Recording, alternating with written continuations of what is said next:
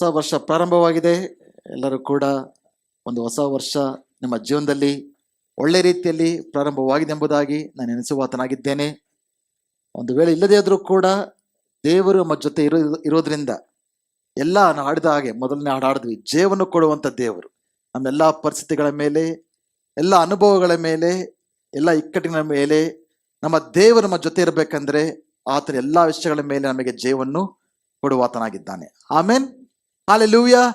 ಎಷ್ಟು ಜನ ನಿಮ್ಮ ಜೀವನದಲ್ಲಿ ಈ 2026ನೇ ವರ್ಷ ಒಂದು ವಿಭಿನ್ನವಾದ ವರ್ಷ, ವ್ಯತ್ಯಾಸಕರಾದ ವರ್ಷ, ಮಾತ್ಕರವಾದ ವರ್ಷ ನನ್ನ ಜೀವನದಲ್ಲಿ ಆಗ್ಬೇಕೆಂಬುದಾಗಿ ಜನ ಬಯಸ್ತೀರ? ಬಯಕೆ ಇದೆಯಾ? ಈ ವರ್ಷ ನಿಮ್ಮ ಜೀವಿತದಲ್ಲಿರುವ ಎಲ್ಲಾ ವರ್ಷಗಳಿಗಿಂತ ಈ ವರ್ಷವು ಮಾತ್ಕರವಾದ ವರ್ಷ ನಿಮ್ಮ ಜೀವನದಲ್ಲಿ ಆಗ್ಬೇಕಂದ್ರೆ ಸುಮ್ಮನೆ ಆಗ್ಬಿಡುತ್ತಾ? 2025ನೇ ವರ್ಷದಲ್ಲಿ ನೀವೇನ್ ಮಾಡ್ಕೊಂಡ್ಬಂದ್ರೋ, ನೀವು ಹೇಗೆ ಜೀವಿಸ್ಕೊಂಡು ಬಂದ್ರೋ, 26ನೇ ವರ್ಷದಲ್ಲೂ ಕೂಡ ಅದನ್ನೇ ಮಾಡಿಕೊಂಡು ಅದೇ ರೀತಿ ಜೀವಿಸಿದ್ರೆ 26ನೇ ವರ್ಷ ಕೂಡ 25 ಹೇಗಿತ್ತೋ ಹಾಗೆ ಇರುತ್ತೆ. ಹೊಸ ವರ್ಷ ಬಂತ ತಕ್ಷಣ ಹೊಸ ಸಂಗತಿಗಳು ನಡೆಯೋದಿಲ್ಲ. ನಾವು ತಕ್ಕಂತ ಹೊಸ ನಿರ್ಧಾರಗಳನ್ನ ತೆಗೆದುಕೊಳ್ಬೇಕಾಗತ್ತೆ. ಈ 2026ನೇ ವರ್ಷ ನಮ್ಮೆಲ್ಲರ ಜೀವನದಲ್ಲಿ ಒಂದು ವಿಶೇಷವಾದ ವರ್ಷ ಅದಾಗ್ಬೇಕಂತ ದೇವ್ರು ಬಯಸ್ತಾ ಇದ್ದಾರೆ, ನಾವು ಕೂಡ ಬಯಸ್ತಾ ಇದ್ದೇವೆ. ಅದು ಯಾವಾಗ ಅದು ವಿಶೇಷಕರವಾದ ವರ್ಷ ಆಗುತ್ತೆ ಅಂದ್ರೆ ಅದು ನಾವು ತೆಗೆದುಕೊಳ್ಳುವ ನಿರ್ಣಯಗಳ ಮೇಲೆ ಆಧಾರಗೊಂಡಿರುತ್ತೆ. Your decisions will determine the direction of your life. Your direction will determine the destiny of your life. ನೀವು ತೆಗೆದುಕೊಳ್ಳುವಂಥ ನಿರ್ಧಾರಗಳು ನಿಮ್ಮ ಜೀವಿತದ ದಿಕ್ಕನ್ನು ನಿರ್ಣಯಿಸುತ್ತೆ. ನೀವು ಹೋಗುವಂಥ ದಿಕ್ಕು ಎಲ್ಲಿ ಹೋಗಿ ಮುಟ್ತೀರೋ ಅದನ್ನ ನಿರ್ಣಯಿಸುವಂತ ಆಗುತ್ತೆ. ಅರ್ಥ ಆಯ್ತಾ? ನೀವು ಮೈಸೂರು ರೋಡ್ಗೆ ಹೋಗ್ತಾ ಹೈದ್ರಾಬಾದ್ಗೆ ಹೋಗ್ತೀರಂದ್ರೆ ಆಗಲ್ಲ.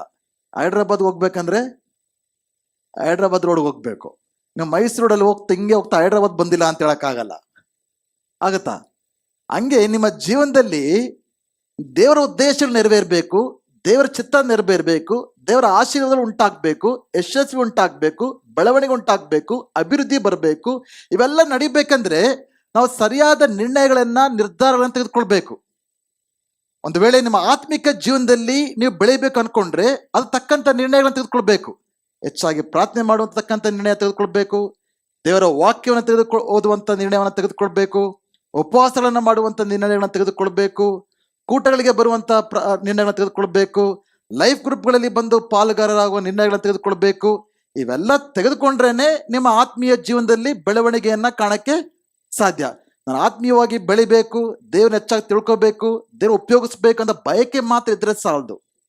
ಒಂದು ವೇಳೆ ನಿಮ್ಮ ಕೌಟುಂಬಿಕ ಜೀವನದಲ್ಲಿ ಗಂಡ ಹೆಂಡತಿ ತಂದೆ ಮಕ್ಕಳ ಜೀವನದಲ್ಲಿ ಸಂಬಂಧ ಸನ್ನಿಹವಾಗಬೇಕಂದ್ರೆ ಅದ್ರ ತಕ್ಕ ನಿರ್ಣಯಗಳನ್ನ ತೆಗೆದುಕೊಳ್ಬೇಕಾಗತ್ತೆ. ಹೆಚ್ಚಾಗಿ ಅವರ ಸಮಯವನ್ನ ಕಳಿಬೇಕಾಗತ್ತೆ, ಹೆಚ್ಚಾಗಿ ಪ್ರೀತಿನ ತೋರಿಸ್ಬೇಕಾಗತ್ತೆ, ಕ್ಷಮಿಸುವ ಮನೋಭಾವನ ಬೆಳೆಸ್ಕೊಳ್ಬೇಕಾಗತ್ತೆ, ಒಬ್ಬರನ್ನೊಬ್ರು ಅರ್ಥ ಮಾಡ್ಕೊಳ್ಳುವಂತ ಸ್ವಭಾವನ ಬೆಳೆಸ್ಕೊಳ್ಬೇಕಾಗತ್ತೆ, ತಾಳ್ಮೆಯನ್ನ ಬೆಳೆಸ್ಕೊಳ್ಬೇಕಾಗತ್ತೆ. ಆವಾಗ ಮಾತ್ರ ನಮ್ಮ ಕೌಟುಂಬಿಕ ಜೀವನದಲ್ಲಿ ಒಂದು ವ್ಯತ್ಯಾಸವನ್ನ ನಾವು ಕಾಣಕ್ಕೆ ಸಾಧ್ಯ.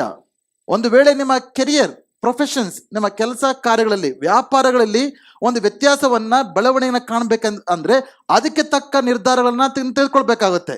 ಬೇರೆ ಕೋರ್ಸ್ಗಳನ್ನ ಜಾಯಿನ್ ಆಗೋದು, ಅಪ್ಗ್ರೇಡ್ ಆಗೋದು, ಅಪ್ಡೇಟ್ ಆಗೋದು, ಇಲ್ಲ ಮಾಡಿದ ತಪ್ಪುಗಳನ್ನ ಮಾಡದಿರತಕ್ಕಂಥ ಕಾರ್ಯಗಳನ್ನ ಅದಕ್ಕೆ ತಕ್ಕ ನಿರ್ಣಯಗಳನ್ನ ನೀವು ತೆಗೆದುಕೊಳ್ಬೇಕಾಗತ್ತೆ. ಸೇವೆಯ ಜೀವನದಲ್ಲಿ ಬೆಳಿಬೇಕಂದ್ರೆ ನೀವು ಸೇವೆಗೆ ಲಭ್ಯವಾಗಿರ್ಬೇಕು. ದೇವರು ನಿಮಗೆ ಕೊಟ್ಟಿರತಕ್ಕಂಥ ತಲಾಂತುಗಳನ್ನ, ವರಗಳನ್ನ ಉಪಯೋಗಿಸುವ ನಿರ್ಧಾರಗಳನ್ನ ತೆಗೆದುಕೊಳ್ಬೇಕು. ಹಾಲೆಲೂಯ. ಅರ್ಥ ಆಯ್ತು ಹೇಳಿದ್ ನಾನು? ನೀವು ತೆಗೆದುಕೊಳ್ಳುವ ನಿರ್ಧಾರಗಳು, ಏನ್ ನಿರ್ಧಾರ ತೆಗೆದುಕೊಂಡಿದ್ದೀರಾ? ನಾವು 3 ರೀತಿಯಾದ ನಿರ್ಧಾರಗಳನ್ನು ತೆಗೆದುಕೊಳ್ಬಹುದು. ಒಂದು ಸರಿಯಾದ ನಿರ್ಧಾರ ತೆಗೆದುಕೊಳ್ಬಹುದು. ಸರಿಯಾದ ನಿರ್ಧಾರ ತೆಗೆದುಕೊಂಡ್ರೆ ಸರಿಯಾದ ಮಾರ್ಗದಲ್ಲಿ ಹೋಗ್ತೀರಾ. ಸರಿಯಾದ ಮಾರ್ಗದಲ್ಲಿ ಹೋದ್ರೆ ಸರಿಯಾದ ಗಮ್ಯಸ್ಥಾನವನ್ನ ಸೇರ್ತೀರಾ. ಅರ್ಥ ಆಯ್ತಾ? ನೀವು ತಪ್ಪಾದ ನಿರ್ಧಾರಗಳನ್ನ ತೆಗೆದುಕೊಂಡ್ರೆ ತಪ್ಪಾದ ಮಾರ್ಗಗಳು ಹೋಗ್ತೀರಾ, ತಪ್ಪಾದ ಗಮ್ಯಸ್ಥಾನಗಳನ್ನ ಸೇರ್ತೀರಾ. ನೀವು ಸೇಫ್ ಆಗಿ ನಾನು ನಿರ್ಧಾರನೇ ತೆಗೆದುಕೊಳ್ಳಲ್ಲ ಅಂದ್ರೆ ಅದು ಕೂಡ ನಿರ್ಧಾರನೇ. ನಾನು ನಿರ್ಧಾರ ತೆಗೆದುಕೊಳ್ಳಲ್ಲ ಅಂತ ಹೇಳ್ತೀರಿ ನೋಡಿ, ಅದು ಕೂಡ ನಿರ್ಧಾರನೇ. ನಿಮ್ಮ ಜೀವನದಲ್ಲಿ ಯಾವುದು ಕೂಡ ಆಕಸ್ಮಿಕವಾಗಿ ಒಳ್ಳೇದು ಯಾವುದು ನಡೆಯಲ್ಲ. ಈ ಲೋಕದಲ್ಲಿ ಯಾರೇ ಜೀವನದಲ್ಲಾಗ್ಲಿ ಆಕಸ್ಮಿಕವಾಗಿ ನಾನು ಇದ್ದಂಗೆ ಇರ್ತೀನಿ ಆಗ್ಬಿಡುತ್ತೆ ಅಂದ್ರೆ ಅಂತ ಕೆಲಸಗಳು ಯಾರ ಜೀವನದಲ್ಲೂ ಕೂಡ ಎಂದಿಗೂ ಆಗಿಲ್ಲ, ಆಗೋದು ಇಲ್ಲ. 2026ನೇ ವರ್ಷದಲ್ಲಿ ನನ್ನ ಜೀವನದಲ್ಲಿ ಒಂದು ವಿಶೇಷವಾದ ವರ್ಷ, ಮಹತ್ಕರವಾದ ವರ್ಷ, ವಿಭಿನ್ನವಾದ ವರ್ಷ ಅದಾಗಬೇಕಂದ್ರೆ ನಾವು ಅದ್ರ ತಕ್ಕ ಹಾಗೆ ಒಳ್ಳೆಯ ತೀರ್ಮಾನಗಳನ್ನ ತೆಗೆದುಕೊಳ್ಬೇಕು. ಹಾಲೆಲೂಯಾ. ಯಾವ ಯಾವ ಕ್ಷೇತ್ರಗಳಲ್ಲಿ ನಿಮ್ಮ ಜೀವನದಲ್ಲಿ ಒಂದು ವಿಶೇಷತೆಯನ್ನ ಕಾಣ್ಬೇಕಂತ ಬಯಸ್ತಾ ಇದ್ದೀರೋ ಆ ಕ್ಷೇತ್ರಗಳಿಗೆ ತಕ್ಕ ನಿರ್ಧಾರಗಳನ್ನ ತೆಗೆದುಕೊಳ್ಬೇಕು. ಇದನ್ನ ಮಾಡದೆ ಹೋದ್ರೆ ಇಂಗ್ಲಿಷಲ್ಲಿ ಒಂದು ಮಾತಿದೆ, the height of insanity is to keep doing the same thing over and over again and expect different results. ಅಂದ್ರೆ ನಾವು ಮಾಡೋದನ್ನೇ ಮಾಡ್ತಾ ರಿಸಲ್ಟ್ಸ್ ಮಾತ್ರ ಬೇರೆ ಬರ್ಬೇಕಂದ್ರೆ ಅದು ಎಂದಿಗೂ ಕೂಡ ಆಗೋದಿಲ್ಲ. ಹಾಲೆಲೂಯಾ. ಎಷ್ಟು ಜನ ನಂಬ್ತೀರಾ ಈ ವರ್ಷದಲ್ಲಿ ನಾವು ಪಡೆದುಕೊಂಡಿರ್ತಕ್ಕಂಥ ಪ್ರವಾದನ ವಾಕ್ಯವು ಅದು ದೇವರಿಂದ ಬಂದದ್ದು, ನನ್ನ ಜೀವನದಲ್ಲಿ ಅದು ನೆರವೇರುತ್ತೆ ಎಂಬುದಾಗಿ ನಾನು ನಂಬುತ್ತೇನೆ ಎಂಬುದಾಗಿ ಹೆಚ್ಚು ನಂಬ್ತೀರಾ? ಹಾಲೆಲೂಯಾ. ನಿಮ್ಮ ಜೀವನದಲ್ಲಿ, ನಮ್ಮ ಸೇವೆಯಲ್ಲಿ, ನಮ್ಮ ಸಭೆಯಲ್ಲಿ, ನಿಮ್ಮ ವೈಯಕ್ತಿಕ ಜೀವನದಲ್ಲಿ, ನಿಮ್ಮ ಜೀವನದ ಬೇರೆ ಬೇರೆ ಕ್ಷೇತ್ರಗಳಲ್ಲಿ ದೇವರು ವೇಗವಾಗಿ ಚಲಿಸಿ ಉನ್ನತವಾದ ಕಾರ್ಯಗಳನ್ನ ನನ್ನ ಜೀವನದಲ್ಲಿ ದೇವ್ರು ಮಾಡ್ತಾರೆ ಎಂಬುದನ್ನು ಹೆಚ್ಚು ನಂಬ್ತೀರಾ? ಹಾಲೆಲೂಯಾ. ಆ ವಾಕ್ಯವನ್ನು ಮತ್ತೆ ನೋಡಿ ಕೆಲವೊಂದು ವಿಷಯಗಳನ್ನ ನಾನು ನಿಮ್ಮ ಮುಂದೆ ಇಡಲು ನಾನು ಬಯಸ್ತೇನೆ.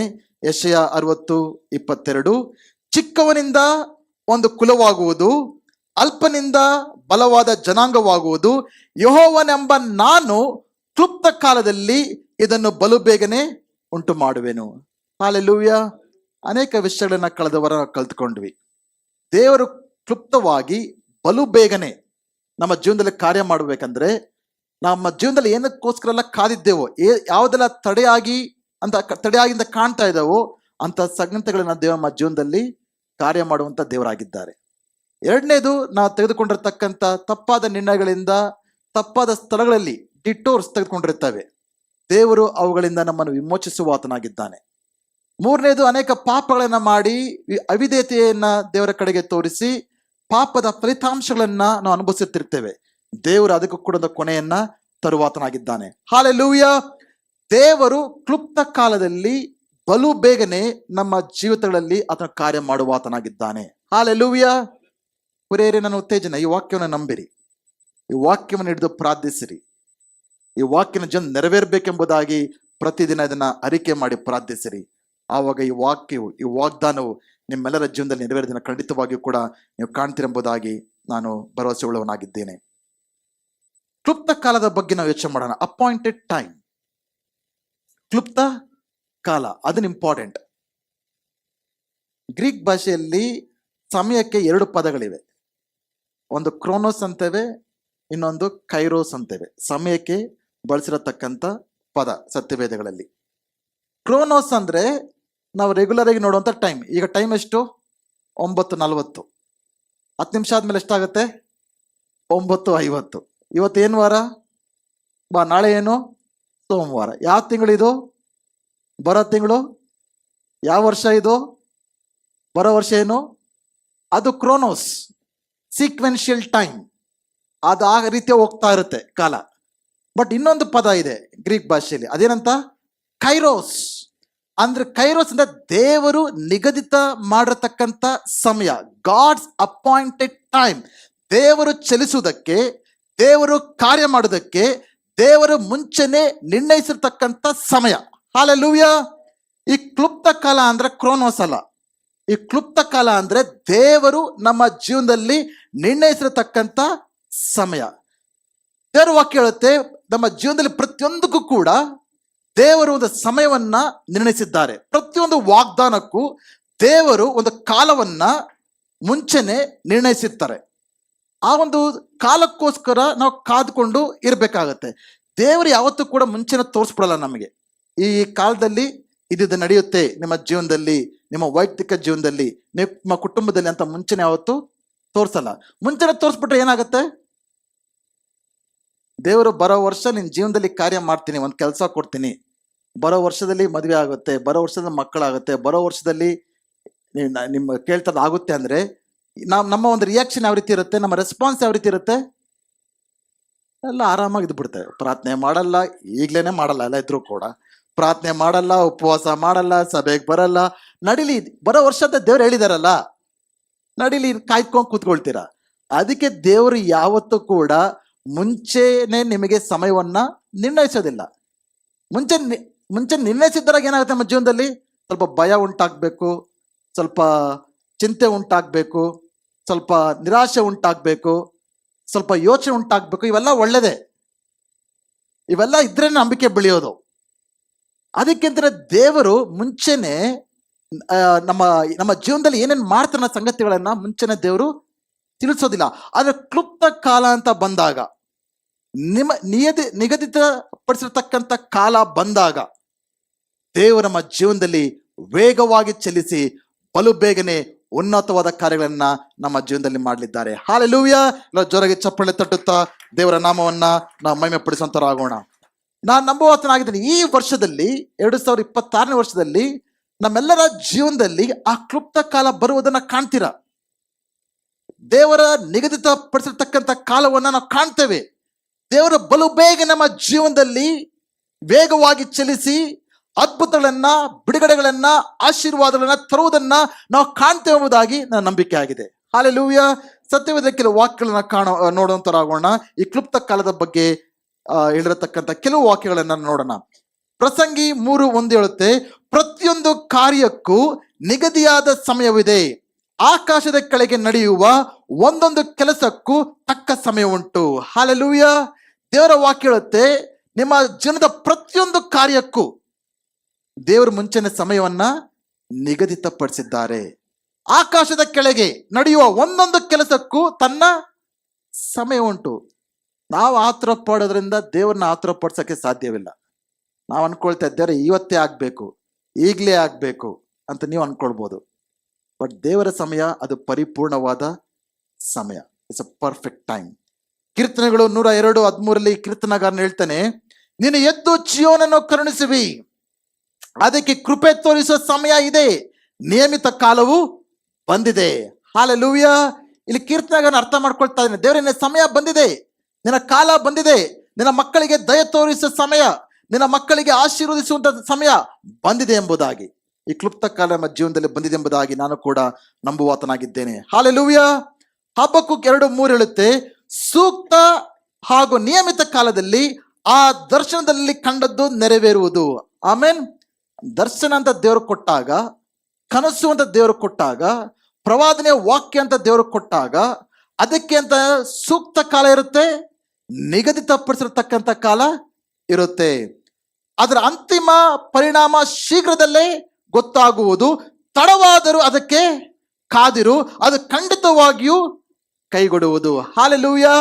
ದೇವರು ಮಾಡುವ ಎಲ್ಲಾ ವಾಗ್ದಾನಗಳು ನಮಗೆ ತಡ ಅನಿಸಿದ್ರು ಕೂಡ ನಾವು ನಂಬಿಕೆಯನ್ನ ಬಿಡದೆ, ಪ್ರಾರ್ಥನೆಯನ್ನ ಬಿಡದೆ, ಆತನ ಕಾಯುವುದನ್ನ ಬಿಡದೆ ನಾವು ಇಟ್ಟುಕೊಂಡು ನಾವು ಸಾಗುತ್ತಿರುವುದಾದ್ರೆ ಖಂಡಿತವಾಗಿಯೂ ದೇವರು ವಾಗ್ದಾನ ಮಾಡಿರ್ತಕ್ಕಂಥ ಪ್ರತಿಯೊಂದು ವಿಷಯ ಕೂಡ ನಮ್ಮ ಜೀವನದಲ್ಲಿ ನೆರವೇರಿಯೇ ನೆರವೇರುತ್ತೆ.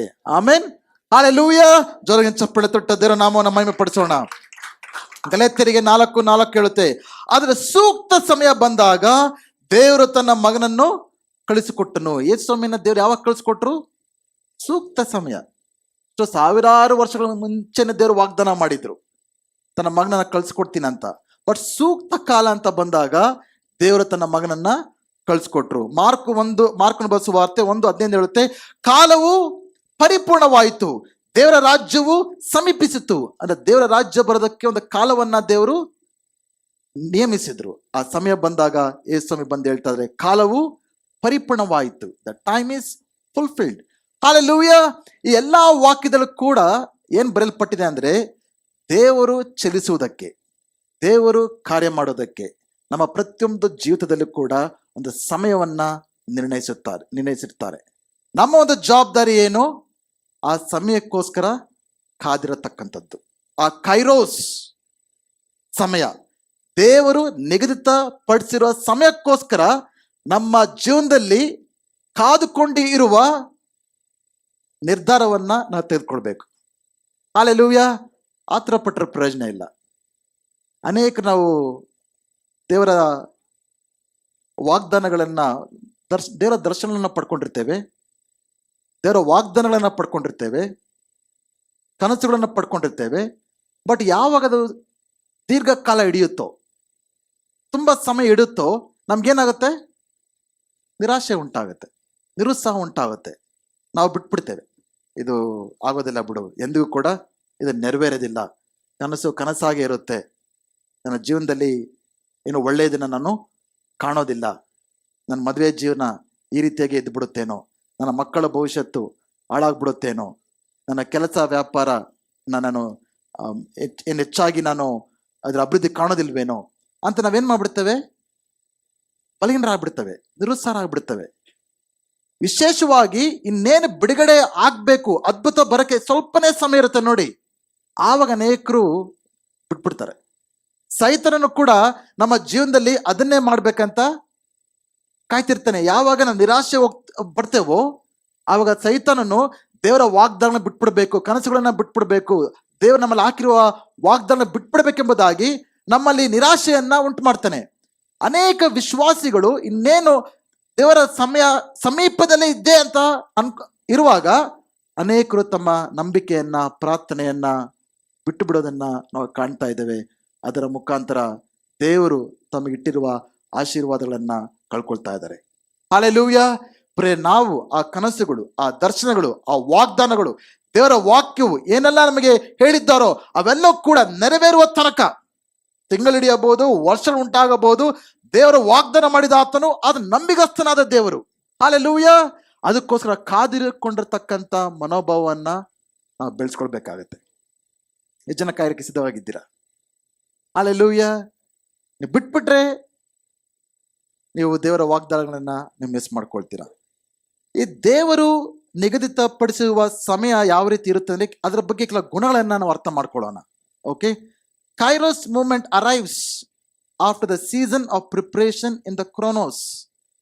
ಈ ಒಂದು ಕ್ರೋನೋಸ್ ಸಮಯ ಅಂತ ಹೇಳಿದ್ನಲ್ಲ, ಈ ಪ್ರತಿದಿನ ನಾವು ಜೀವಿಸುವಂತ ಕಾಲ, ಈ ವಾರ ಬರೋ ವಾರ, ಈ ತಿಂಗಳು ಬರೋ ತಿಂಗಳು, ಈ ವರ್ಷ ಬರೋ ವರ್ಷ, ಈ ಕಾಲದಲ್ಲಿ ದೇವರ ವಾಗ್ದಾನವು, ಆ ಕೈರೋಸ್ ದೇವರ ನಿಗದಿತ ಸಮಯ ಬರಕ್ಕಿಂತ ಮುಂಚೆ ಈ ಕಾಲದಲ್ಲಿ ದೇವ್ರು ಏನ್ ಮಾಡ್ತಾ ಇರ್ತಾರೆ ಗೊತ್ತಾ? ನಮ್ಮಲ್ಲಿ ದೇವ್ರು ನಮ್ಮನ್ನ ಸಿದ್ಧತೆಗೊಳಿಸ್ತಾ ಇರ್ತಾರೆ. ಹಲ್ಲೆಲೂಯಾ. ಈ ಸುಮ್ಮನೆ ವೇಸ್ಟ್ ಅಲ್ಲ, ನಾ ಕಾಯ್ತಾ ಇರತಕ್ಕಂಥ ಸಮಯ ಅದು ವೇಸ್ಟ್ ಟೈಮ್ ಅಲ್ಲ, ಟೈಮ್ ಪಾಸ್ ಅಲ್ಲ ಅದು. ಈ ಕಾಯ್ತಾ ಇರತಕ್ಕಂಥ ಸಮಯದಲ್ಲಿ ದೇವರ ದೊಡ್ಡ ಉದ್ದೇಶವಿದೆ, ಮಾತ್ಕರವಾದ ಉದ್ದೇಶವಿದೆ, ಬಹಳ ಪ್ರಾಮುಖ್ಯವಾದ ವಿಷಯವಿದೆ.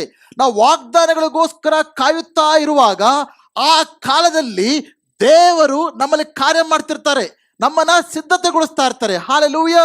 ಅದಕ್ಕೆ ಒಳ್ಳೆ ಉದಾಹರಣೆ ಅಂದ್ರೆ ಅಬ್ರಾಮ್ ಮತ್ತೆ ಸಾರಳು. ಆದಿಕಾಂಡ 21ನೇ ಅಧ್ಯಾಯ 1-2 ನೋಡ್ತೇವೆ. ಯೆಹೋವನು ತನ್ನ ವಾಗ್ದಾನ ಮಾಡಿದಂತೆಯೇ ಸಾರಳ ಮೇಲೆ ದಯವಿಟ್ಟು ಆಕೆಗೆ ಕೊಟ್ಟ ಮಾತನ್ನು ನೆರವೇರಿಸಿದನು. ಹಲ್ಲೆಲೂಯಾ. ನೋಡಿ, ದೇವರು ವಾಗ್ದಾನ ಕೊಟ್ರೆ ಯಾವ ರೀತಿಯಾಗಿ ಕೊಟ್ಟ ಮಾತನ್ನು ನೆರವೇರಿಸ್ತಾರೆ ಎಂಬುದಾಗಿ.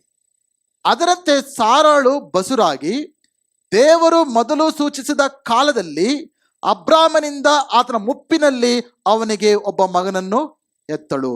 ದೇವರು ಸೂಚಿಸಿದ ಕಾಲದಲ್ಲಿ ಅಬ್ರಾಮ್ ಮತ್ತೆ ಸಾರಳಿಗೆ ದೇವರು ಯಾವಾಗ ಕೊಟ್ಟರು ಮಗುವನ್ನ?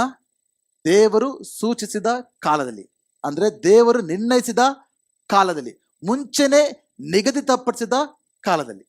ಅಂದ್ರೆ ಎಲ್ಲರೂ ಕೂಡ ಯೋಚನೆ ಮಾಡಿ, ನನ್ನ ಪ್ರಶ್ನೆ ಇದು, ದೇವರು ಯಾಕೆ 25 ವರ್ಷ ತಗೊಂಡ್ರಿ ಮಗು ಕೊಡಕ್ಕೆ? ನಂಬಿಕೆ ಪರೀಕ್ಷೆ 25 ವರ್ಷ ಯಾಕೆ ತಗೊಂಡ್ರಿ? ದೇವ್ರಿಗೆ ಅಸಾಧ್ಯನಾ? ಮೊದಲನೇ ವರ್ಷದಲ್ಲೇ ದೇವ್ರ ಮಗು ಕೊಡಕ್ಕೆ ಅಸಾಧ್ಯನಾ?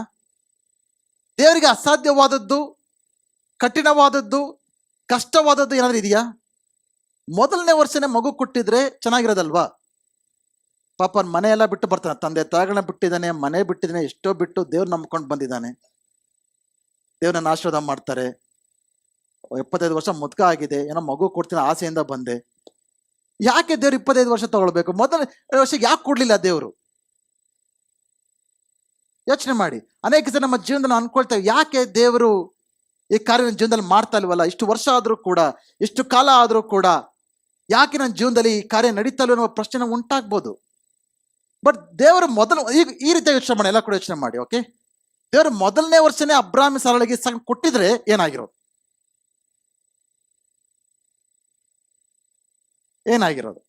ಮೊದಲನೇ ವರ್ಷನೇ ಅಬ್ರಾಮ್ ಸಾರಳಿಗೆ ದೇವರು ಇಸ್ಸಾಕನ ಕೊಟ್ಬಿಟ್ಟಿದ್ರೆ ಮಗುವನ್ನ, ಒಳ್ಳೇದಲ್ವಾ? ಅದು ದೇವ್ರು ತಪ್ಪು ಮಾಡ್ಬಿಟ್ರ? ಮತ್ತೆ ನೀವು ಹೇಳೋ ಪ್ರಕಾರ ದೇವ್ರು ತಪ್ಪು ಮಾಡ್ಬಿಟ್ರು. ನಿಮ್ಮ ಅಡ್ವೈಸರ್ ಆಗ್ಬೇಕು ದೇವ್ರಿಗೆ ನೀವು. ಯಾಕೆ ಕೊಟ್ರು ದೇವ್ರು? ಯಾಕೆ ಮೊದಲನೇ ದೇವ್ರು ತಪ್ಪಿಸ್ಬೋದಾಗಿತ್ತಲ್ಲ ಅದನ್ನ. God is responsible. ನಾವೆಲ್ಲ ಚೀಫ್ ಅಡ್ವೈಸರ್ ಆಗಿಸ್ಬೇಕು ದೇವ್ರಿಗೆ. ಯಾಕೆ? ಯೋಚನೆ ಮಾಡಿ, ಯಾಕೆ ಕೊಟ್ಟಿಲ್ಲ ದೇವ್ರು ಮೊದಲನೇ ವರ್ಷನೇ ಅಂತ? ದೇವರು ಅಬ್ರಾಮನ ಸಂತತಿಯ ಮೇಲೆ ಒಂದು ದೊಡ್ಡ ಉದ್ದೇಶವನ್ನು ಇಟ್ಟಿದ್ರು. ಆ ಉದ್ದೇಶ ಏನಂದ್ರೆ, ಇಡೀ ದೇಶದ ಎಲ್ಲಾ ಕುಲ, ಎಲ್ಲಾ ಸಂತತಿಗಳು, ಎಲ್ಲಾ ಜನರಿಗೆ ಅಬ್ರಾಮನ ಸಂತತಿಯ ಮುಖಾಂತರ ಆಶೀರ್ವಾದ ಉಂಟಾಗ್ಬೇಕೆಂಬುದಾಗಿ ಅಬ್ರಾಮನನ್ನ ದೇವರು ಆರಿಸಿಕೊಂಡಿದ್ರು. ಅರ್ಥ ಆಯ್ತಾ? ಇಸ್ಸಾಕನ ಮುಖಾಂತರ, ಅವರ ಸಂತತಿಗಳ ಮುಖಾಂತರ ಲೋಕರಕ್ಷಕನಾದ ಮೆಸ್ಸಿಯನಾದ ಯೇಸು ಕ್ರಿಸ್ತನು ಈ ಲೋಕಕ್ಕೆ ಬಂದು ಇಡೀ ಲೋಕಕ್ಕೆ ರಕ್ಷಣೆಯನ್ನ ತರಬೇಕೆಂಬುದು ದೇವರ ಚಿತ್ತ. ಯಾರ ಜೀವನದಲ್ಲಿತ್ತು? ಅಬ್ರಾಮನ ಜೀವನದಲ್ಲಿ, ಇಸ್ಸಾಕನ ಜೀವನದಲ್ಲಿ, ಅವರ ಸಂತತಿಯ ಜೀವನದಲ್ಲಿ. ಇದು ಅರ್ಥ ಮಾಡ್ಕೊಳ್ಳಕ್ಕೆ, ಅಬ್ರಾಮನಿಗೆ ಇದು ಅರ್ಥ ಮಾಡ್ಕೊಳ್ಳಕ್ಕೆ ಎಷ್ಟು ವರ್ಷ ಹಿಡಿಯಿತು? 25 ವರ್ಷ. ದೇವರ ನಂಬಿಕೆಯಲ್ಲಿ ಬೆಳೆಯೋದಕ್ಕೆ, ದೇವರ ಪ್ರೀತಿಯಲ್ಲಿ ಬೆಳೆಯೋಕ್ಕೆ, ದೇವರ ಭಯದಲ್ಲಿ ಬೆಳೆಯೋದಕ್ಕೆ, ದೇವರ ಉದ್ದೇಶಗಳನ್ನ ಅರ್ಥ ಮಾಡ್ಕೊಳ್ಳೋದಕ್ಕೆ. ಯಾಕಂದ್ರೆ ಅಬ್ರಾಮನು ದೇವರ ಜ್ಞಾನವನ್ನ ಆತನ ಅರ್ಥ ಮಾಡ್ಕೊಂಡಿಲ್ಲ ಅಂದ್ರೆ ಇಸ್ಸಾಕನಿಗೆ ಹೇಗೆ ಕೊಡಕ್ಕೆ ಸಾಧ್ಯ? ಅಬ್ರಾಮನು ದೇವರ ಉದ್ದೇಶಗಳನ್ನ ಅರ್ಥ ಮಾಡ್ಕೊಳ್ಳಿಲ್ಲ ಅಂದ್ರೆ ಇಸ್ಸಾಕನಿಗೆ ಯಾವ ರೀತಿ ಕೊಡಕ್ಕೆ ಸಾಧ್ಯ? ಒಂದು ವೇಳೆ ಅಬ್ರಾಮನು ದೇವರ ಪ್ರೀತಿಯನ್ನ, ಭಯವನ್ನ, ವಿಧೇಯತೆಯನ್ನ, ನಂಬಿಕೆಯನ್ನ ಇವೆಲ್ಲ ಕಲ್ತ್ಕೊಂಡು ಅನುಭವಿಸ್ತಾ ಹೋಗದೆ ಇದ್ರೆ ಅದನ್ನ ಇಸ್ಸಾಕನಿಗೆ ಕೊಡೋದಕ್ಕೆ ಹೇಗೆ ಸಾಧ್ಯ ಆಗ್ತಾ ಇತ್ತು? ಒಂದ್ ವೇಳೆ ಮೊದಲನೇ ವರ್ಷನೇ ದೇವ್ರ ಇಸ್ಸಾಕನ್ನ ಅಬ್ರಾಮ್ಗೆ ಕೊಟ್ಟಿದ್ದ, ಅಬ್ರಾಮ್ ಏನ್ ಮಾಡ್ತಾ ಇದ್ದ ಗೊತ್ತಾ? ಇಸ್ಸಾಕನ್ನ ಏನ್ ಮಾಡ್ತಾ ಇದ್ದ ಗೊತ್ತಾ? ಒಂದು ಇಂಜಿನಿಯರ್, ಡಾಕ್ಟರ್ ಆಗೋ ಮಾಡ್ತಾ ಇದ್ದ, ಒಂದು ಬಿಸ್ನೆಸ್ ಮ್ಯಾನ್ ಆಗೋ ಮಾಡ್ತಾ ಇದ್ದ. ಅಂದ್ರೆ ನಾವೆಲ್ಲ ಮಕ್ಕಳನ್ನ ಇಂಜಿನಿಯರ್, ಡಾಕ್ಟರ್ಗಳು, ಬಿಸ್ನೆಸ್ಗಳು ಮಾಡಬಾರ್ದು ಅಂತ ಹೇಳ್ತಾ ಇಲ್ಲ. ಎಲ್ಲರ ಮಕ್ಕಳು ಪಾಸ್ಟ್ಗಳನ್ನೇ ಮಾಡಿ ಅಂತ ಹೇಳ್ತಾ ಇಲ್ಲ ನಾನು. ಎಲ್ಲರ ಮಕ್ಕಳನ್ನ ಪಾಸ್ಟರ್ ಆಗ್ಬಿಟ್ಟೆ ಕೂತಂಗೆ ಕೇಳೋರು ಯಾರು? ಓಕೆ, ಬಟ್ ನಾವು ತಂದೆ ತಾಯಿಗಳಾದ ನಾವು ನಮ್ಮಲ್ಲಿ ದೇವರ ಪ್ರೀತಿ, ನಮ್ಮಲ್ಲಿ ದೇವರ ಭಯ, ನಮ್ಮಲ್ಲಿ ದೇವರ ಭಕ್ತಿ, ನಮ್ಮಲ್ಲಿ ದೇವರ ವಿಧೇಯತೆ, ನಾವು ಸೇವೆ ಮಾಡುವುದ ಅನುಭವ ಇಲ್ಲದೆ ಇದ್ರೆ, ನಾವು ದೇವರಿಗೆ ಕೊಡುವ ಅನುಭವ ಇಲ್ಲದೆ ಇದ್ರೆ ನಮ್ಮ ಮಕ್ಕಳಿಗೆ ಏನ್ ಕಲ್ಸ್ಕೊಡ್ತೀವ್ರಿ? ಏನ್ ಕಲ್ಸ್ಕೊಡ್ತೀವಿ? ಅಬ್ರಾಮನ್ಗೆ ಅದಕ್ಕೆ ದೇವ್ರು 25 ವರ್ಷ ಹಿಡಿದ್ರು ದೇವ್ರನ್ನ ಪರಿಪೂರ್ಣವಾಗಿ ಅರ್ಥ ಮಾಡ್ಕೊಳ್ಳೋದಕ್ಕೆ. ಯಾಕಂದ್ರೆ ಅಬ್ರಾಮನು ಕೇವಲ ಒಂದು ಆರ್ಡಿನರಿ ಮಗ ಆಗಿ ಇರೋದು ದೇವರ ಚಿತ್ತವಲ್ಲ.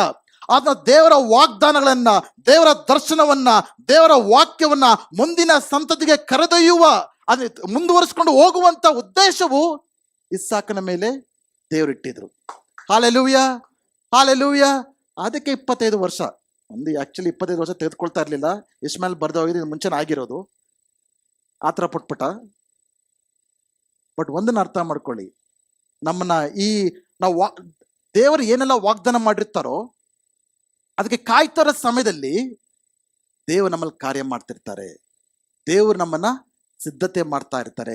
ನಾವು ಸಿದ್ಧಗೊಳ್ಳದೆ ಹೋದ್ರೆ ದೇವರು ನಮಗೆ ಏನ್ ಇಟ್ಟಿದ್ದಾರೋ ಅದನ್ನ ನಾವು ಅನುಭವಿಸೋದಕ್ಕೆ ಸಾಧ್ಯವಿಲ್ಲ. We will miss it. ಯಾಕೆ ಅನೇಕರು ಇನ್ನೂ ಪಡ್ಕೊಳ್ತಾ ಇಲ್ಲ ಗೊತ್ತಾ? ನೀವು ಸಿದ್ಧತೆಗೆ ಆಗ್ತಾ ಇಲ್ಲ. ದೇವ್ರು ನಿಮ್ಮೆಲ್ಲರೂ ಕೂಡ ಆಶೀರ್ವಾದ ಮಾಡಕ್ಕೆ ದೇವರ ಬಯಕೆ ಉಂಟು. ನಿಮ್ಮೆಲ್ಲರನ್ನು ಉಪಯೋಗಿಸ್ಕೊಳ್ಳೋಕ್ಕೆ ದೇವರ ಬಯಕೆ ಉಂಟು. ಅನೇಕ ವಿಶ್ವಾಸಗಳು ಪಡ್ಕೊಳ್ತಾನೆ ಇಲ್ಲ. ನನ್ನ ಮಗ 18 ವರ್ಷವರೆಗೂ ಬಂದು ಅವನು ಕಾರ್ ಓಡಿಸ್ಕೊಳ್ಳೋದ್ರೆ ಕಲಿಯೋವರೆಗೂ ನಾನು ಕಾರ್ ಕೊಡ್ತೀನ? ನಾನು ಕೊಡಲ್ಲ. ನಾನು ಹೇಳಿದ್ರು ಕೊಡಲ್ಲ. ಅವನಿಗೆ ಆಸೆ ಇರ್ಬೋದು. ಅನೇಕರು ಹಂಗೆ. ನಾವು ಸಿದ್ಧತೆ ಆಗ್ತಾ ಇಲ್ಲ, ಕಲಿತಾ ಇಲ್ಲ, ಬದಲಾವಣೆ ಆಗ್ತಾ ಇಲ್ಲ. ಬಟ್ ಆಶೀರ್ವಾದ ಬೇಕು, ಅಭಿವೃದ್ಧಿ ಬೇಕು, ಎಲ್ಲ ಬೇಕು. ಆಗಲ್ಲ. ಸಭೆಗೆ ಬರ್ತೀರಾ, ಹೋಗ್ತೀರಾ ಜೀವನ ಪರ್ಯಂತ ಅಷ್ಟೇ. ಅದಕ್ಕಿಂತ ದೊಡ್ಡದಾಗಿ ಏನಾಗಲ್ಲ. ನಿಮ್ಮ ಜೀವನದಲ್ಲಿ ದೇವರ ವಾಗ್ದಾನಗಳು ನೆರವೇರಬೇಕು ಅಂದರೆ ದೇವ ನಿಮ್ಮ ಜೀವನದಲ್ಲಿ ಏನು ಕಾರ್ಯ ಮಾಡ್ತಿರ್ತಾರೋ ಅದಕ್ಕೆ ನೀವು ಒಪ್ಪಿಸಿಕೊಟ್ಟು ಆತನ ವಿಧೇಯತೆಯಲ್ಲಿ ನಡೆಯಬೇಕಂದ್ರೆ ಮಾತ್ರನೇ ದೇವರು ನಿಮಗಿಟ್ಟಿರುವಂಥ ಆ ಕೈರೋಸ್, ಆ ನಿಗದಿತ ಸಮಯ ಯಾವಾಗ ಬರುತ್ತೆ ಅಂದರೆ ಈ ಒಂದು ಕಾಲದಲ್ಲಿ ನೀವು ದೇವರಿಗೆ ವಿಧೇಯರಾಗ್ತಿರೋ ಆವಾಗ ಮಾತ್ರ ಅದನ್ನು ಕಾಣಕ್ಕೆ ಸಾಧ್ಯ. Hallelujah, hallelujah. ಎರಡನೇದು, ದೇವರ ನಿಗದಿತ ಸಮಯ, ಗಾಡ್ಸ್ ಅಪಾಯಿಂಟೆಡ್ ಟೈಮ್, ಕೈರೋಸ್ ಯಾವಾಗ ಬರುತ್ತೆ ಗೊತ್ತಾ? ಈ ಕ್ರೋನಸ್ ಅಲ್ಲಿ ದೇವರ ಕೆಲವು ಪರೀಕ್ಷೆಗಳನ್ನ ಮಾಡ್ತಾರೆ ನಮ್ಮ ಜೀವನದಲ್ಲಿ. ಕೀರ್ತನೆಗಳು 105:19 ಓದಿ, ಅವನು ತನ್ನ ಮಾತು ನೆರವೇರುವ ತನಕ ಯೆಹೋವನ ವಾಕ್ಯದಿಂದ ಶೋಧಿತನಾದನು. ಹಾಲೆಲೂಯ. ಎಲ್ಲ ಕೂಡ ಗಮನಿಸಿ. ಇದು ಯೋಸೇಫನ ಬಗ್ಗೆ ಹೇಳ್ತಿರತಕ್ಕಂಥ ಮಾತು. ಯೋಸೇಫನಿಗೆ ದೇವರು ಒಂದು ವಾಕ್ಯ ಕೊಟ್ಟಿದ್ರು, ಕನಸನ್ನು ಕೊಟ್ಟಿದ್ರು, ದರ್ಶನ ಕೊಟ್ಟಿದ್ರು. ಆ ಕನಸೇನು, ಒಂದು ಕಾಲದಲ್ಲಿ ಆತನ ತಂದೆ ತಾಯಿ ಅಣ್ಣಂದ್ರು ಎಲ್ಲರೂ ಕೂಡ ಬಂದು ಆತನ ಮುಂದೆ ಅಡ್ಡ ಬೀಳ್ತಾರೆ ಎಂಬ ಒಂದು ಕನಸನ್ನ ದೇವರು ಯೋಸೇಫ್ಗೆ ಕೊಟ್ಟಿದ್ರು. ಕೊಟ್ಟಿದ ತಕ್ಷಣ ನೆರವೇರ್ಬಿಡ್ತಾ? ಎಷ್ಟು ವರ್ಷ ಹಿಡಿತು ಗೊತ್ತಾ? ಸುಮಾರು 13 ವರ್ಷ ಹಿಡಿಯಿತು, ಪ್ಲಸ್ 9 ಇಯರ್ಸ್. ಆತನು ಐಗುಪ್ತ ದೇಶದಲ್ಲಿ ಫರೋಹನ ನೆಕ್ಸ್ಟ್ ಪೊಸಿಷನ್ ಬರಕ್ಕೆ 13 ವರ್ಷ ಹಿಡಿತು. ಮತ್ತೆ ತನ್ನ ತಂದೆ ಅಣ್ಣಂದಿರೆಲ್ಲ ಬಂದು ಆತನ ಮುಂದೆ ಅಡ್ಡ ಬೀಳಕ್ಕೆ ಇನ್ನೂ 9 ವರ್ಷ ಆಯಿತು. ಈ 17 ವರ್ಷದಲ್ಲಿ ದೇವ್ರು ಏನ್ ಮಾಡಿದ್ರು ಗೊತ್ತಾ? ಅವನು ತನ್ನ ಮಾತು ನೆರವೇರುವ ತನಕ ಯೆಹೋವನ ವಾಕ್ಯದಿಂದ ಶೋಧಿತನಾದನು. ನಿಮ್ಮ ಜೀವನದಲ್ಲಿ ದೇವರು ಏನು ವಾಗ್ದಾನ ಮಾಡಿದ್ದಾರೋ ಆ ವಾಗ್ದಾನ ನೆರವೇರುವುದಕ್ಕಿಂತ ಮುಂಚೆ ದೇವರು ಏನಿಟ್ಟಿರ್ತಾರೆ ನಿಮಗೆ? ಪರೀಕ್ಷೆಗಳು, ಶೋಧನೆಗಳು. ಯಾಕೆ ಶೋಧನೆ ಪರೀಕ್ಷೆ? ಶೋಧನೆ ಪರೀಕ್ಷೆಯಲ್ಲಿ ಜನ ಚೆನ್ನಾಗಿರೋದಲ್ಲ. ಈ ಎಷ್ಟು ಜನಕ್ಕೆ ನಿಮ್ಮ ಸ್ಕೂಲ್ಗಳಲ್ಲಿ ಕಾಲೇಜ್ಗಳಲ್ಲಿ ಎಕ್ಸಾಮ್ ಪರೀಕ್ಷೆಯಿಂದ ತುಂಬಾ ಎಕ್ಸೈಟ್ಮೆಂಟ್ ಬರ್ತಾ ಇತ್ತು? ಎಷ್ಟೋ ಜನ ಅದಕ್ಕೆ ಎದುರು ಬಿಟ್ಟು ಸ್ಕೂಲೇ ಬಿಟ್ಟಿರ್ತಾರೆ ಬಿಡಿ. ಯಾಕೆ ಈ ಟೆಸ್ಟ್ ಎಕ್ಸಾಮ್ಸ್ ಎಲ್ಲ ಕಾಲೇಜಲ್ಲಿ? ನನಗೂ ಇಷ್ಟ ಆಗ್ತಿರ್ಲಿಲ್ಲ. ಅಯ್ಯೋ, ಸ್ಕೂಲೆಲ್ಲ ಪರವಾಗಿಲ್ಲ, ಕಾಲೇಜ್ ಅಂತೂ ಕೇಳೇಬೇಡಿ. ಓಕೆ, ಯಾಕೆ ಈ ಟೆಸ್ಟ್ ಎಕ್ಸಾಮ್ ಬಂದಾಗೆಲ್ಲ ಜನರೆಲ್ಲ ಏನಾಗ್ಬಿಡ್ತಾರೆ? ಡಿಪ್ರೆಷನ್ಗೆ ಹೋಗ್ತಾರೆ, ಆಂಗ್ಸೈಟಿಗೆ ಹೋಗ್ತಾರೆ, ಭಯ ಆಗುತ್ತೆ, ಆತ್ಮಹತ್ಯೆಗಳು ನಡೆಯುತ್ತೆ. ಈ ಗೌರ್ಮೆಂಟ್ ಒಂದು ಡಿಸಿಷನ್ ತೊಗೊಂಡ್ಬಿಟ್ರೆ ಈ ಇಡೀ ಎಜುಕೇಶನ್ ಸಿಸ್ಟಮ್ ಇಂದ ಈ ಟೆಸ್ಟ್ ಎಕ್ಸಾಮ್ಗಳೆಲ್ಲ ಕೂಡ ತೆಗೆದಾಕ್ಬಿಡೋಣ ಅಂತ ಒಂದು ಡಿಸಿಷನ್ ತೊಗೊಂಡು ಚೆನ್ನಾಗಿರುತ್ತೆ ತಾನೆ? ಚೆನ್ನಾಗಿರುತ್ತೆ ಇಲ್ವಾ? ಎಷ್ಟು ಜನ ಸ್ಟೂಡೆಂಟ್ಸ್ ಇದ್ದೀರಾ? ಯಾರು ಸ್ಟೂಡೆಂಟ್ಸ್ ಇಲ್ವಾ? ಅನೇಕ ಸ್ಟೂಡೆಂಟ್ಸ್ ಬರ್ಬೇಕಂತ ಪ್ರಾರ್ಥನೆ ಮಾಡಿ. ನೀವೆಲ್ಲ ಅನ್ಕೊಂಡಿರ್ತೀವಿ ನಾನು ಸ್ಟೂಡೆಂಟ್ ಆಗಿರ್ಬೇಕಂದ್ರೆ ಆ ಡಿಸಿಷನ್ ಬಂದ್ರೆ ಚೆನ್ನಾಗಿರೋದಲ್ಲ ಪಾಸ್ಟರ್ ಅಂತ. ಅದು ಒಳ್ಳೇದ ಕೆಟ್ಟದ? ನಾಳೆ ದಿನ ಸರ್ಕಾರ ಬೆಳಗ್ಗೆನೆ newspaper headlines, we are abolishing all the exams and test for the children. ಸ್ಕೂಲ್ಗೆ ಹೋಗ್ಲಿ, ಆಟ ಆಡ್ಲಿ, ತಿನ್ಕೊಳ್ಳಿ, ಕೇಳ್ಕೊಂಡು ಮನೆಗೆ ಬಂದು ಮಲ್ಕೊಳ್ಳಿ ಅಂತಂದು ಡಿಸಿಷನ್ ಗೌರ್ಮೆಂಟ್ ತಗೊಂಡ್ರೆ ಚೆನ್ನಾಗಿರುತ್ತೆ ಇಲ್ವಾ? ಹೇಳ್ರಿ, ಇಲ್ವಾ? ಯಾಕೆ? ನಾಳೆ ಕಲಿತಾರಲ್ಲ, ಸ್ಕೂಲ್ ಹೋಗಿ ಕಲಿತಾರ ತಾನೆ. ಯಾಕೆ ಕಷ್ಟಪಡ್ಬೇಕು ನಮ್ಮ ಮಕ್ಕಳು? ನಿಮಗೊಂದು ರೋಗ ಅಂತ ಬಂತು, ಒಂದು ಆಪರೇಷನ್ ಮಾಡಬೇಕು, ಈ ಎಕ್ಸಾಮೇ ಬರ್ದಿರ್ತಾರೆ, ಡಾಕ್ಟರ್ ಹತ್ರ ಹೋಗ್ತೀರಾ ನೀವು? ನೋಡು, ಯಾವುದೇ ಡಾಕ್ಟರ್ ಹತ್ರ ಹೋದ್ರೆ ಬರೀ MBBS ಡಾಕ್ಟರ್ ನೋಡಲ್ಲ ನಾವು. ಅದ್ರ ಹಿಂದೆ ಲಂಡನ್ನೋ, ರಷ್ಯಾನೋ, ಜರ್ಮನಿನೋ ಅಂತ ಇದ್ರೆ ಹೋಗೋದು ನಾವು. MD ಒಂದು ಉದ್ದ ಇರಬೇಕು, ಉದ್ದ ಇದ್ದಷ್ಟು ಫೀಸ್ ಜಾಸ್ತಿ, ಅಂಥವ್ರ ಹತ್ರ ಹೋಗಕ್ಕೆ ಬಯಸ್ತೇವೆ. ಟೆಸ್ಟ್ಗಳು ಎಕ್ಸಾಮೇ ಬರೆದ ಡಾಕ್ಟರ್ ಹತ್ರ ಹೋಗ್ತೀವ ನಾವು? ಕಷ್ಟಪಟ್ಟು ದುಡ್ಡು ಮಾಡಿದ್ದೀರಾ, ಮನೆ ಕಟ್ಟಬೇಕು, ಈ ಆರ್ಕಿಟೆಕ್ಟ್ ಹತ್ರ ಹೋಗ್ತೀರಾ, ಸಿವಿಲ್ ಇಂಜಿನಿಯರ್ ಹತ್ರ ಹೋಗ್ತೀರಾ, ಎಕ್ಸಾಮ್ಗಳು ಬರೆದಿರತಕ್ಕಂಥ ಡಾಕ್ಟರ್ ಹತ್ರ ಹೋಗ್ತೀರಾ, ಇಂಜಿನಿಯರ್ ಹತ್ರ ಹೋಗ್ತೀರಾ ನೀವು? ಪಾಸ್ ಆಗಿರತಕ್ಕಂಥ ಇಂಜಿನಿಯರ್ಗಳ ಹತ್ರ ಹೋಗ್ತೀರಾ ನೀವು? ಪಾಸ್ ಆಗಿರೋರೇ ನೆಟ್ಟಿಗೆ ಮಾಡಲ್ಲ. ಈಗ ಅರ್ಥ ಆಗ್ತದೆ ಯಾಕೆ ಪರೀಕ್ಷೆಗಳು important. Test will make you competent. ಪರೀಕ್ಷೆಗಳು ಇಂಪಾರ್ಟೆಂಟ್. ಅದು ಕಷ್ಟ ಇರ್ಬೋದು, ಇಷ್ಟ ಇಲ್ಲದೆ ಇರ್ಬೋದು, ಬಟ್ ಅವುಗಳು ನಮ್ಮನ್ನ ಏನ್ ಮಾಡ್ತವೆ? ಡೆವಲಪ್ ಮಾಡ್ತವೆ. It will make us competent to handle the things that God has for our lives. ಅದಕ್ಕೆ ದೇವರ ಒಂದು ವಾಗ್ದಾನ, ನಿಮ್ಮನ್ನ CEO ಮಾಡ್ಬೇಕಂದ್ರೆ ಅದಕ್ಕೆ ಕಾಂಪಿಟೆನ್ಸ್ ಇಲ್ಲದೆ ನಿಮ್ಮನ್ನು CEO ಚೇರ್ ಕೂರ್ಸ ಏನ್ ನಡೆಸ್ತಾರೆ ಕಂಪನಿನ ನೀವು? ಎಲ್ಲ ಪ್ರತಿಯೊಂದು ಕಂಪನಿ ಪ್ರತಿಯೊಬ್ಬರಿಗೂ ಕೂಡ ನಾನು CEO ಆಗ್ಬೇಕು, ಈ ಕಂಪನಿಗೆ ಓನರ್ ಆಗ್ಬೇಕು, ಮ್ಯಾನೇಜರ್ ಆಗ್ಬೇಕು ಅಂತ ಎಲ್ಲರಿಗೂ ಒಳಗೊಳಗಿರುತ್ತೆ ಆಸೆ. ಮೇಬಿ ನಿಮ್ಮ ಮ್ಯಾನೇಜರ್ ನಾನು ಒಂದಿನ ಆಗ್ತೀನಿ, ಆವಾಗ ತೋರಿಸ್ತೀನಿ ಅಂತ ಅನ್ಕೊಳ್ತಾ ಇರಬಹುದು. ಬಟ್ ದೇವ್ರು ಕೊಟ್ರೆ ನೀವು ಕಂಪನಿ ನಡೆಸೋ ತಾಕತ್ ನಿಮಗಿದೆಯಾ? ಆ ಸಾಮರ್ಥ್ಯ ನಿಮಗಿದೆಯಾ? ಏನ್ ಕೊಡ್ತಾರೆ ದೇವರು? ಅದಕ್ಕೆ ದೇವ್ರ ನಮ್ಗೆ ಏನ್ ಕರ್ಕೊಂಡು ಹೋಗ್ತಾರೆ? ಈ ಟೆಸ್ಟ್. ಅನೇಕ ಟೆಸ್ಟ್ ಅಲ್ಲಿ ಫೇಲ್ ಆಗಿರೋದ್ರಿಂದ ಆತ್ಮೀಯ ಜೀವನದಲ್ಲಿ ಬರತಕ್ಕಂಥ ಟೆಸ್ಟ್. ಯೋಸೇಫನಿಗೆ ಅನೇಕ ಪರೀಕ್ಷೆಗಳು. ಆತ ಪರಿಶುದ್ಧತೆಯ ಪರೀಕ್ಷೆ ಉಂಟಾಯಿತು, ನಂಬಿಕೆಯ ಪರೀಕ್ಷೆ ಉಂಟಾಯಿತು, ತಾಳ್ಮೆಯ ಪರೀಕ್ಷೆ ಉಂಟಾಯಿತು, ನಂಬಿಕಸ್ತಿಕೆಯ ಪರೀಕ್ಷೆ ಉಂಟಾಯಿತು, ಧೀರತೆಯ ಪರೀಕ್ಷೆ ಉಂಟಾಯಿತು, ಯಶಸ್ವಿಯ ಪರೀಕ್ಷೆ ಉಂಟಾಯಿತು. ಅನೇಕ ಪರೀಕ್ಷೆಗಳನ್ನ ದಾಟ್ಕೊಂಡು ಬಂದ ನಂತರ, ಅವೆಲ್ಲವುಗಳ ಯಶಸ್ವಿಯಾದ ನಂತರ ಆವಾಗ ದೇವರ ಕನಸು, ದೇವರ ದರ್ಶನ, ದೇವರ ವಾಕ್ಯ ಆತನ ಜೀವನದಲ್ಲಿ ನೆರವೇರಿತು. ಆವಾಗ ದೇವರು ಆತನಿಗೆಂದು ನಿಗದಿತಪಡಿಸಿದ ಕಾಲ, ಕೈರೋಸ್ ಸಮಯ ಆತನ ಜೀವನದಲ್ಲಿ ಬಂತು. ನೇರವಾಗಿ ಆ ಗುಂಡಿಯಿಂದ ಬಿದ್ದಂತ ಯೋಸೇಫನು ಪೋತಿಫನ ಮನೆಗೆ ಬಂದು, ಪೋತಿಫನ ಮನೆಗೆ ಬಂದ ತಕ್ಷಣ ಆತನು ಸೆರೆಮನೆಯಲ್ಲಿ ಇದ್ದಂತ ಅನುಭವದಿಂದ ದೇವರ ಅರಸನಾಗಿ ಆತನ್ನ ಮಾಡ್ತಾ ಇದ್ದಾರೆ. ಯಾಕೆ ಪ್ರತಿಯೊಂದು ಹಂತದಲ್ಲೂ ಪ್ರತಿಯೊಂದು ಜೀವನದಲ್ಲಿ ಬಂದಂತ ಪ್ರತಿಯೊಂದು ಕಷ್ಟದಲ್ಲಿಯೂ, ಕಣ್ಣೀರಲ್ಲೂ, ವೇದನೆಯಲ್ಲೂ, ಸೋಲಲ್ಲೂ, ಅವಮಾನಗಳಲ್ಲೂ, ಪ್ರತಿಯೊಂದರಲ್ಲೂ ಕೂಡ ಆತನ ದೇವರನ್ನ ಬಿಡಲಿಲ್ಲ, ದೇವರ ವಾಗ್ದಾನವನ್ನ ಬಿಡಲಿಲ್ಲ, ಪ್ರಾರ್ಥನೆ ಬಿಡಲಿಲ್ಲ, ದೇವರ ಪ್ರಸನ್ನತೆಯಿಂದ ದೂರವಾಗಿ ಹೋಗ್ಲಿಲ್ಲ. ಅವೆಲ್ಲವಲ್ಲೂ ಕೂಡ ಯಶಸ್ವಿಯಾಗಿ ಉತ್ತೀರ್ಣನಾಗಿಕೊಂಡು ಬಂದ ಕಾರಣದಿಂದ ಆತನ ದೇವರು ಇಟ್ಟಂತ ಉದ್ದೇಶವನ್ನ ಆತನ ಜೀವನದಲ್ಲಿ ಕಾಣಕ್ಕೆ ಸಾಧ್ಯ ಆಯ್ತು. ಅನೇಕರು ವಿಶ್ವಾಸಿಗಳು ಯಾಕೆ ಅವರ ಜೀವನದಲ್ಲಿ ಆಶೀರ್ವಾದ ಕಾಣ್ತಾ ಇಲ್ಲ? ಅವ್ರ LKG ಫೇಲು, ಇನ್ನು ಒಂದರಲ್ಲೇ ಇದ್ದಾರೆ. ದೇವರಂತ ಯಾರಂತ ಗೊತ್ತಿಲ್ಲ, ಅದನ್ನ ಉದ್ದೇಶ ಏನಂತ ಗೊತ್ತಿಲ್ಲ, ಪ್ರೀತಿ ಅಂತ ಏನೋ ಗೊತ್ತಿಲ್ಲ, ನಂಬಿಕೆ ಅಂತ ಗೊತ್ತಿಲ್ಲ, ದೇವ್ರ ವಾಕ್ಯ ಏನು ಗೊತ್ತಿಲ್ಲ. ನನಗೆ ಕಷ್ಟ ಬಂತು, ದೇವರೇ ಸಹಾಯ ಮಾಡಪ್ಪ, ಸಾಕು. ನಿಮ್ಮ ಜೀವನ ಅಷ್ಟರಲ್ಲೇ ಇರುತ್ತೆ.